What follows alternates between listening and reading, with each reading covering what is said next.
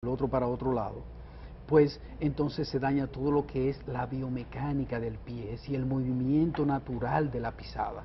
Entonces, al producirse una normalidad de la biomecánica, entonces el paciente viene perdón, y desarrolla, pues... O sea, cuando hay esa desviación, entonces el paciente puede caer, se puede tener ese problema. Entonces se daña la biomecánica y el paciente pierde todo lo que es la estabilidad, la estabilidad al caminar.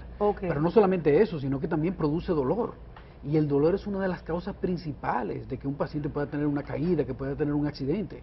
Imagínate, si tú tienes un dolor en un pie, pues tu caminar, la estabilidad que tú tienes para caminar va a ser muy diferente a que si tú tienes una pisada normal. Así es. Entonces, en un paciente envejeciente con un dolor que está pisando de una manera inadecuada, pues los riesgos son mucho más propenso al sufrir una caída. Yo le preguntaba al doctor, porque yo le digo a ustedes que aquí, señores, yo cuando hablo con otra gente digo, yo te puedo aconsejar, porque con todo esto que yo oigo por aquí, y a mí, o sea, yo lo oigo, lo entiendo, lo asimilo, y por eso estamos llegando a sus hogares, explicándole todo este tipo de situaciones, para que ustedes sepan cómo actuar. Fíjense como dice el doctor Silva, que con un simple juanete, voy a decir simple juanete, doctor Matos, que la gente a veces tiene su juanete, o el Hilux, como le dicen, y no le presta atención, tienen esa deformidad, se acostumbran con esa especie de callosidad que ellos piensan, se ponen zapatos más anchos y se quedan así, y no sabe el mal que están causando y los males que pueden traer después.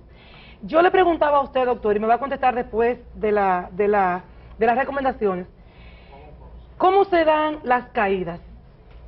O el paciente fractura la cadera y se cae, o el paciente se cae y fractura la cadera. Pero eso me lo va a responder cuando regresemos de estas recomendaciones. Vamos a ver qué usted piensa y qué piensa el doctor y qué dicen los libros.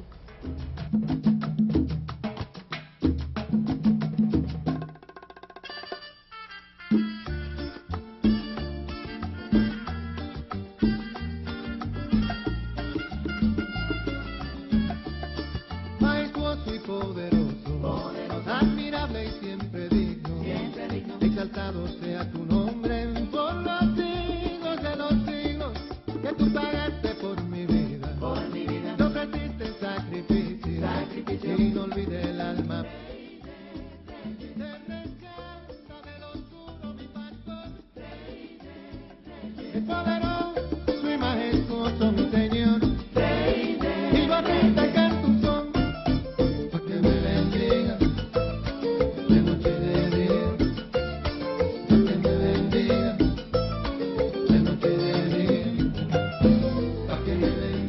Ahorita cuando íbamos a las recomendaciones, que yo espero que ustedes las tomen bien, por eso lo hacemos, cada producto que nosotros recomendamos por aquí es para que ustedes lo consuman, se lo está diciendo su doctor Oceanía, que son buenos realmente.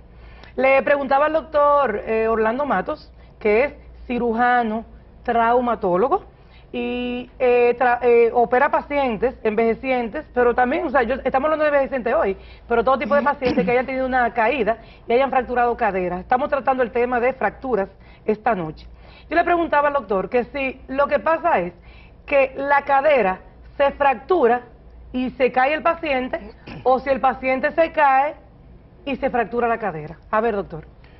Yo pienso que es una excelente pregunta y es importante acotar, decir que las fracturas en los pacientes ancianos representan una alta morbimortalidad, lo que quiere decir que hay un porciento importante, aproximadamente un 67% de estos pacientes que presentan una caída y tienen una fractura de cadera pueden morir. Estamos ante... ¿Por qué? Los pacientes, ¿por qué? Bueno, lo que pasa es que normalmente cuando se produce una fractura de cadera en pacientes ancianos, hay un gran porcentaje de estos pacientes que psicológicamente lo va a afectar. ¿En qué sentido? El paciente que tiene una caída durante los primeros 6 meses va a tener otra caída. Esto lo va a afectar psicológicamente porque el paciente va a cambiar drásticamente lo que es el hábitat de este. Si salía al parque va a dejar de salir al parque, si tenías actividades con los familiares va a mermar todo lo que eran las actividades por la caída que tuvo. También sabemos que estos pacientes pueden durar un tiempo encamados, entonces sabemos las complicaciones que esto conlleva, desde las complicaciones pulmonares, una neumonía, por ejemplo, hasta las llamadas úlceras por decúbito. Entonces, esto a la larga puede producir un aumento en la morbimortalidad también por el probable tromboembolismo que puede desencadenarse en fracturas de huesos largos. Sobre todo cuando hay una fractura de cadera, casi siempre se producen fracturas subtrocantéricas, son fracturas que están por debajo de lo que es el trocánter. El trocánter es la protuberancia que tenemos a nivel de lo que la gente llama cadera. Lo que llamamos cadera. Lo que la gente llama cadera. Sí. Entonces, normalmente cuando se produce una fractura a este nivel, estos pacientes deben de ser llevados a cirugía, debe de colocarle un implante, una prótesis, pero estos pacientes van a durar un tiempo prolongado encamados. Y también la posibilidad de darle una rehabilitación muy deficiente. ¿Este es el implante que está en imagen? Este es un tipo ¿De bueno, este es un clavo placa Richard, okay, que se coloca en algunos pacientes, pero ¿cuál es el inconveniente? Este implante, y es bueno que pongas esta imagen, se coloca en fractura subtrocantérica, pero ¿cuál es el inconveniente? Que a estos pacientes se les difiere el apoyo. Esos pacientes pueden durar de 3 hasta 4 meses para empezar a llevar una vida normal. A diferencia de las prótesis totales que se colocan en la cadera, que se colocan con cemento, y esos pacientes pueden incorporarse mucho más rápido. ¿En qué tiempo, por ejemplo, puede incorporarse un paciente con este tipo de Al día siguiente puede estar caminando, porque se le coloca un cemento óseo. No importa la edad, no importa la edad. Lo que tiene que vencer el miedo. Vencer el miedo, exactamente. Entonces, pues esas son de las cosas que hay poca asesoría con los pacientes familiares que tienen pacientes que están pasando por este evento, porque a ese no es el manejo que yo veo como muy corriente. Todo va a depender también, porque muchas veces hay un mal manejo en la casa del paciente. Es decir, sabemos que estos pacientes que se le coloca una prótesis no pueden hacer algunas cosas que hacían anteriormente. Por ejemplo, ese paciente no puede sentarse en el inodoro, debe tener un suspensorio especial, ese paciente no debe cruzar las piernas. Si hace una de estas dos cosas, el paciente va a presentar una luxación de la prótesis. Entonces es un paciente que va a ser llevado nuevamente a cirugía, y cada vez que ese paciente es llevado a cirugía, entonces esto aumenta el riesgo de morbo y mortalidad en el paciente. Ahí vemos unas imágenes de cómo se ve la cadera fracturada. Exactamente. Doctor, ¿en qué tiempo un paciente de 80 años arriba puede volver a soldar ese hueso, como llamamos nosotros?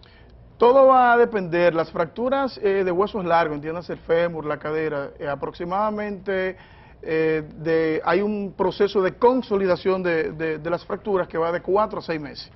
Ahora bien, en el paciente añoso, en el paciente ancianito, ese proceso se va a extender, porque si el paciente tiene concomitantemente una osteopenia, que es la antesala, podemos decir para que no entiendan, la osteopenia es la antesala de la osteoporosis, pero si tiene una osteoporosis, que es un debilitamiento de lo que es la matriz ósea, entonces va a retardar notablemente lo que es el proceso de consolidación. Estamos hablando que un paciente que en 6 meses debe presentar una consolidación de la fractura, va a durar de 8, incluso hasta más tiempo para consolidar. Entonces, esto retarda el tiempo de que el paciente se incorpore a sus actividades normales. ¿Pasa lo mismo, doctor Silva, con pacientes también con fractura de pie?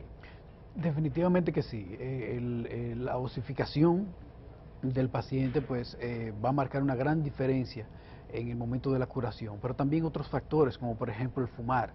Fumar es una de las es un hábito sumamente dañino para que se produzca una consolidación normal en el hueso, principalmente en el pie. Vamos a preguntarle al doctor Silva, al doctor Matos, recomendaciones que se dan previos, o sea, recomendaciones previas antes de pasar un evento de fractura. O sea, por ejemplo, en los baños, vimos una imagen de una abuelita con un bastón. Óigame, a los abuelos no les gusta utilizar bastón cuando están débiles con sus piernas, muchas veces tienen problemas de circulación. Tienen los juanetes, como yo mencioné, usted tiene el término, ¿verdad? Como usted dice, pero los juanetes como la gente conoce. Pero yo me doy cuenta, tienen pie diabético, tienen dolores en las rodillas, ¿cómo se llama? Buena artrosis. Artrosis, tienen artrosis, pero no quieren andar con un bastón, no se quieren dejar ayudar, y entonces las fracturas son mucho más frecuentes. En los baños, ¿qué se puede hacer? O sea, una recomendación para... Antes de contestar esa pregunta, es importante que el paciente anciano, nuestros abuelitos, nuestros parientes entiendan que a mayor edad, mayor riesgo de fractura. Existe una proporción importante, y cuando el paciente tiene de 65 a 70 años, el riesgo de que se produzca una fractura de cadera aproximadamente ronda los 25%. De 75 a 80 años normalmente aumenta a 49%, y por encima de 80 años se triplica el riesgo de fractura. Y esto así, a su vez, la mortalidad. Y es importante, he mencionado este término. Sí. Una caída puede hacer que ese paciente, ese pariente de nosotros muera. O sea, por eso es importante este tema, ¿eh? Entonces, ¿qué cuidados debemos de tener? Hay que tener precaución, no solamente en la casa, sino también cuando sacamos el abuelito a andar.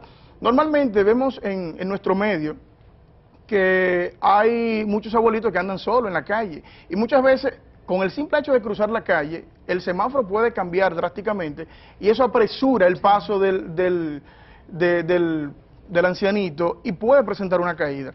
Todos sabemos en nuestro medio cómo andan los motoconchistas, los motores. A diario nosotros recibimos pacientes que presentan fracturas por accidentes de tránsito. Y los accidentes de tránsito es importante. Solamente en los pacientes ancianos representan el 7%. El 88% de las fracturas de cadera en los ancianos son producidas por caídas dentro del hogar. Entonces tenemos que tener en cuenta que si ese paciente presenta o tiene, problemas visuales, debemos de, algo sencillo, pero debemos de siempre de limpiarle las gafas. Con el simple hecho de que tengan los lentes sucios, ese paciente puede disminuir lo que es la visión y caerse. En las casas es importante que las alfombras estén bien adosadas y siempre mantenerlas lo más alejadas posible de los ancianitos, porque pueden trompezar con las alfombras y entonces caer. Hay estadísticas que hablan de que la primera fractura que se presenta en un anciano dentro del hogar, aproximadamente el 88% se presentan por poca iluminación. Bueno, y se presenta en horas de la tarde y en horas de la noche. Lo que quiere decir que si usted tiene una poca iluminación en su casa, también corre riesgo de fractura. Debe de corregir el... Bueno, vamos a otras recomendaciones cuando regresemos. Venimos a conversar de nuevo con el doctor Silva. Vamos a hablar cuántas enfermedades se pueden presentar en los pies que pueden causar una caída y que pueden causar males mayores, incluso hasta la muerte. Y luego más adelante también vamos a esperar el tema de odontología, que también estaremos tratando de cómo se trata a un paciente envejeciente o un paciente que está sobre cama. No se muevan, que ustedes saben que este tema está sumamente importante. Si no se llevan de consejo no van a saber cómo actuar, cómo levantar a un paciente que esté pasando por esta situación. Vamos a ver. Que tú pagaste por mi vida, yo que a ti te sacrificio y no olvides.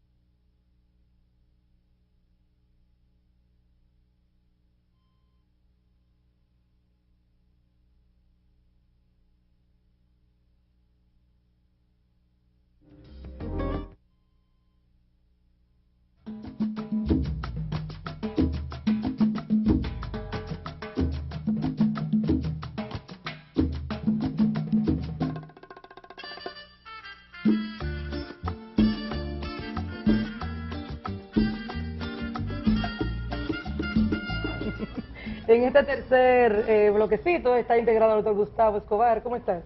Muy bien, Oceanía, gracias. Compartiendo aquí con estos doctores, todos van de la mano. Les comentaba que muchas veces se dan situaciones de pacientes que están, como dice el doctor, encamados, están en cama, acostados, y muchas veces por el tema del trauma, de la caída, se fracturan dientes. Por el hecho de estar en cama mucho tiempo, se ponen delgados y sus prótesis le quedan incómodas, no pueden comer. Entonces tienen que buscar a un doctor que haga este tipo de servicio. El doctor Gustavo Escobar es el que se encarga de hacer este tipo de tratamientos. ¿Cómo te sientes? Muy bien, gracias. Dando las gracias una vez por estar en tu programa tan interesante. Bueno.